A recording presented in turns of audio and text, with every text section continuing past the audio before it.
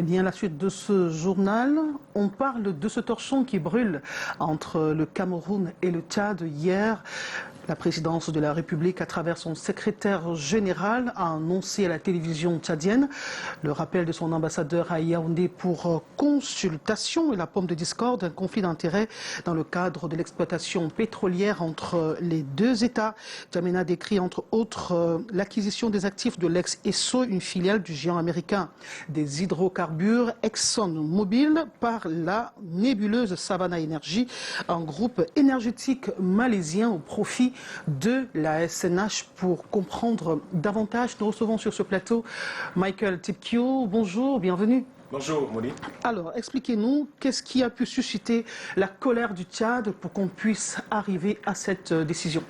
Eh bien, pour comprendre l'affaire, Monique, il faut remonter à 2003, année au cours de laquelle a été lancé le projet de construction du pipeline Tchad-Cameroun. C'est bien l'oléoduc qui achemine le pétrole tchadien par pipeline via le Cameroun pour exportation. Le pipeline Tchad-Cameroun appartient donc à trois entités, à savoir l'État du Cameroun, l'État du Tchad et ExxonMobil. Des années après le lancement, cette dernière manifeste sa volonté de se retirer de l'affaire, c'est-à-dire ExxonMobil. Le Tchad et le Cameroun, considérés comme les deux autres associés, sont donc logiquement en pole position pour acquérir ces parts. Sauf que dans les entrefaites, la société Savannah Energy, que le gouvernement tchadien qualifie de nébuleuse dans son communiqué diffusé hier, se positionne pour acquérir les parts libérées par ExxonMobil. Le gouvernement tchadien est donc très méfiant et rejette l'offre de Savannah Energy, estimant qu'elle n'a pas de cote solide sur le marché mondial du pétrole. Le Tchad milite pour avoir un grand nom du pétrole mondial à défaut d'acquérir lui-même ses parts. La vive opposition du Tchad est même à l'origine de plusieurs missions des officiels camerounais en N'Djamena. Toutes les tentatives pour convaincre le gouvernement tchadien d'accepter Savannah Energy sont vaines. L'affaire prend une autre tournure quand il y a quelques semaines, le gouvernement camerounais décide de signer, et de façon unilatérale selon le gouvernement tchadien, le contrat avec Savannah sans son consentement. Voilà donc qui est à l'origine de cette grosse colère de N'Djamena, qui a décidé de rappeler son ambassadeur hier soir. Alors Michael, dites-nous jusqu'où peut aller le Tchad en langage diplomatique? Que signifie cet acte?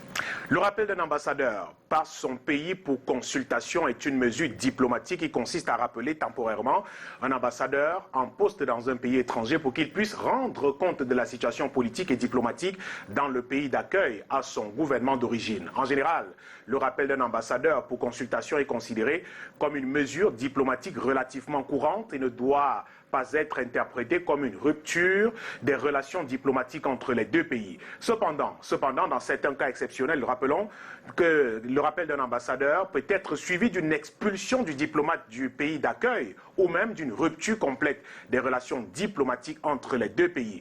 On n'en est pas encore là de toutes les façons, mais si certains observateurs justement estiment qu'on n'en est pas très loin, parce qu'il faut rappeler que le Tchad joue là sa survie en préservant son pétrole, et c'est bien la première fois, vous l'avez rappelé tout à l'heure, qu'on arrive à ce stade entre les deux pays, c'est-à-dire entre le Tchad et le Cameroun. Et habituellement, les problèmes entre les deux États se sont toujours résolus de façon pacifique. Merci Michael Tipkio pour votre décryptage de cette